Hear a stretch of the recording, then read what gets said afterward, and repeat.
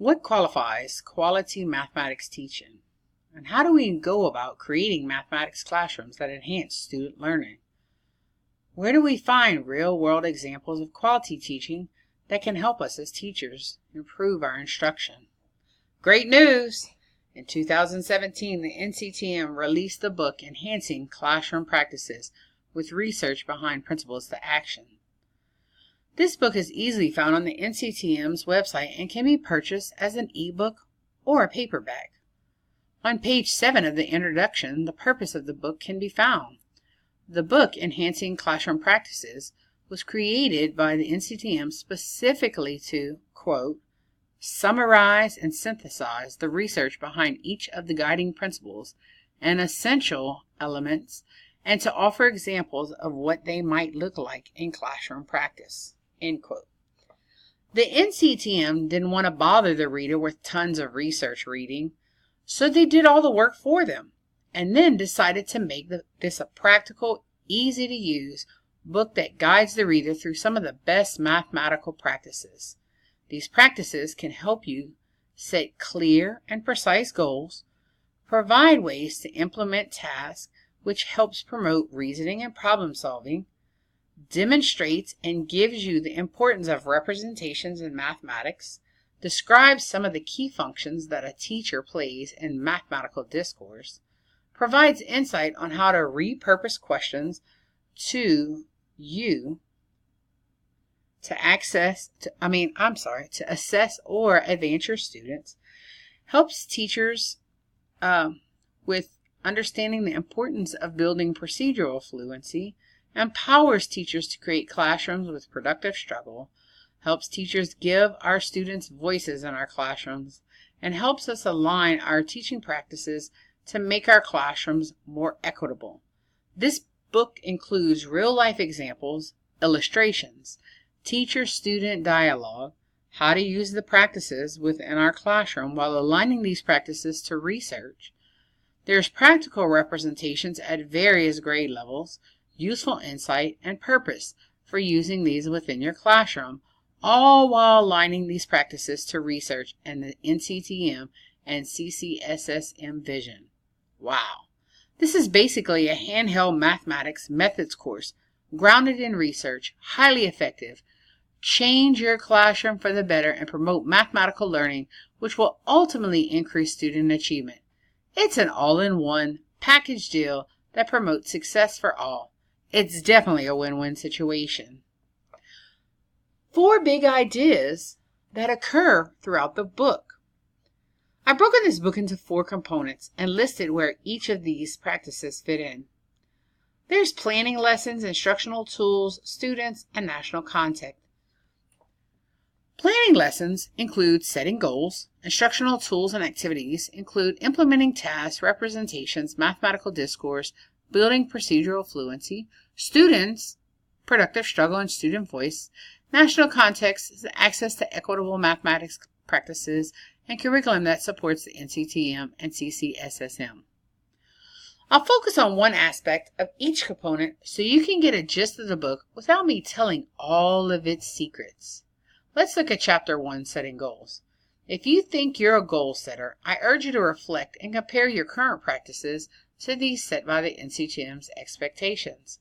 The author clearly explains that goals need to be precise, clear, give the teacher a moment to think about what she or he would like to see in the end, guides instructions and instructional decisions, incorporates the language of mathematics, helps teachers diagnose student learning, and helps teachers develop mathematical knowledge.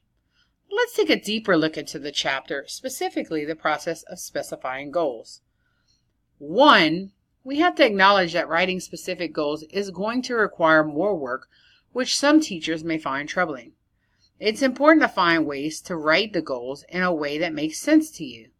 It's important to identify the content being taught. The more specific you are, the clearer the goal.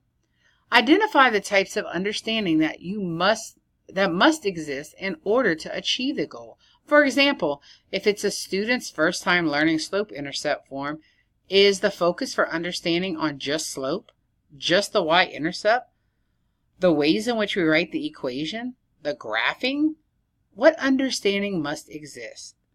As I said, this will be difficult, and you will learn to write goals. You will become more experienced and develop your expertise. Your first goals won't necessarily be perfect, and you will have to use students' work to learn to improve writing your goals. But use this time to reflect upon your own practices and think about the student work, the responses. How did these align to your goals? What is missing? What understanding should be there that is not? Now revise to improve. Second, now let's take a better look at instructional tools. Today's focus will be representations. These are definitely my favorite, and there is much research that shows conceptual understanding helps students learn and retain information for longer periods of time.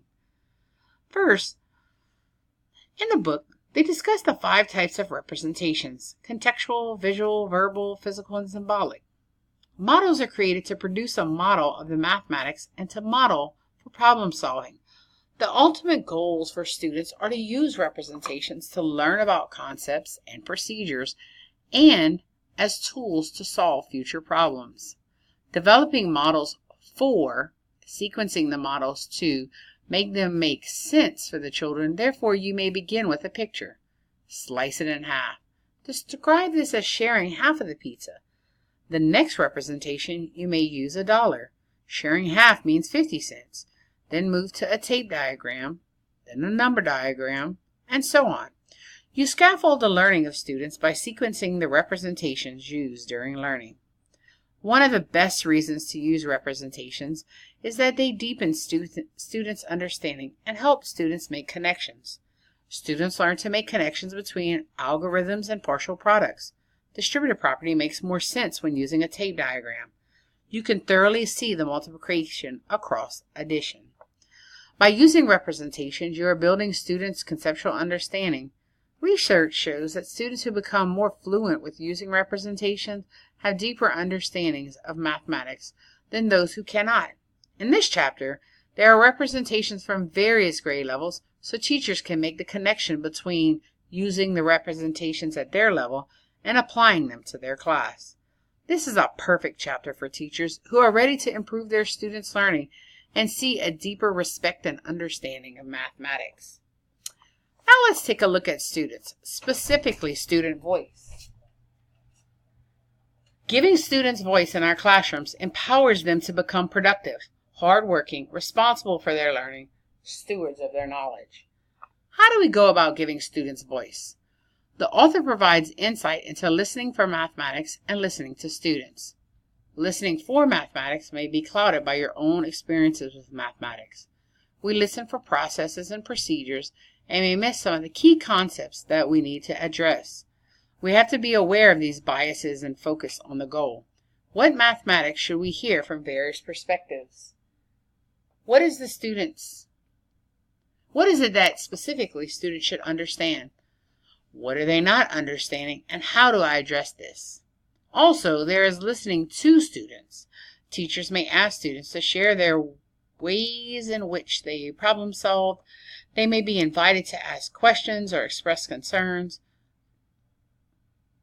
Listening for students mathematics. The solution is in listening for students mathematics and using their thinking to frame instruction.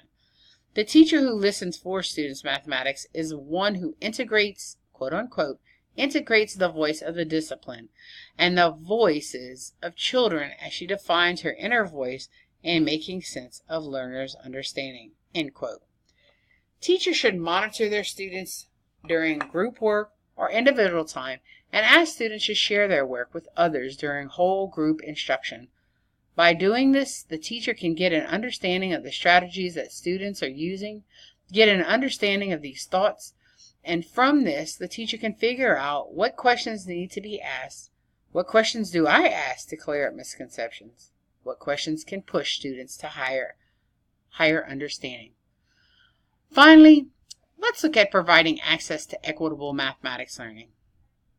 The authors begin their look at beliefs and expectations by saying on page 100, quote, "The question is not whether all students can succeed in mathematics, but whether the adults organizing mathematics learning opportunities can alter traditional beliefs and practices to promote success for all, end quote.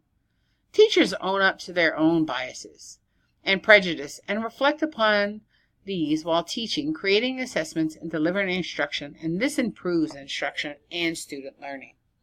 Teachers must recognize that students have the ability to immerse themselves in rich mathematics during and after school hours.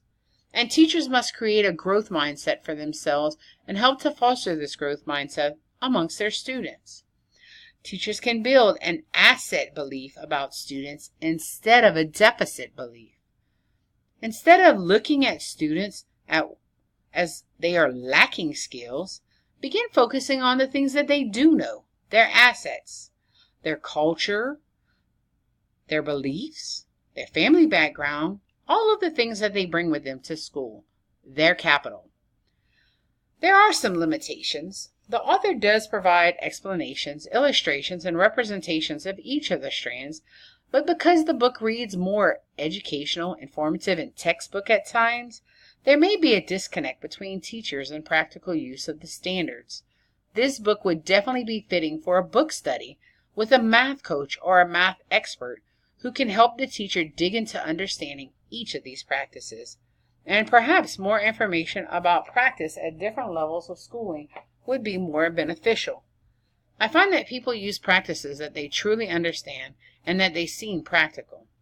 This book is very practical, but there were times when I was reading it that I questioned, are we connecting with higher middle school teachers? What about high school teachers? Special education teachers? This book needs some enhancement to make those connections between those teachers. But even with the limitations, this book is very, very, very beneficial to teachers who need an overview of best teaching practices in mathematics. It's perfect for a first-time teacher or somebody who's struggling with making their classroom more conducive to mathematics learning. Some of its biggest strengths are the facts that it is aligned to research, without having to read all of the research yourself. Therefore, the teacher is not having to conduct the research in order to find the research-based strategies. This is a big time saver for teachers.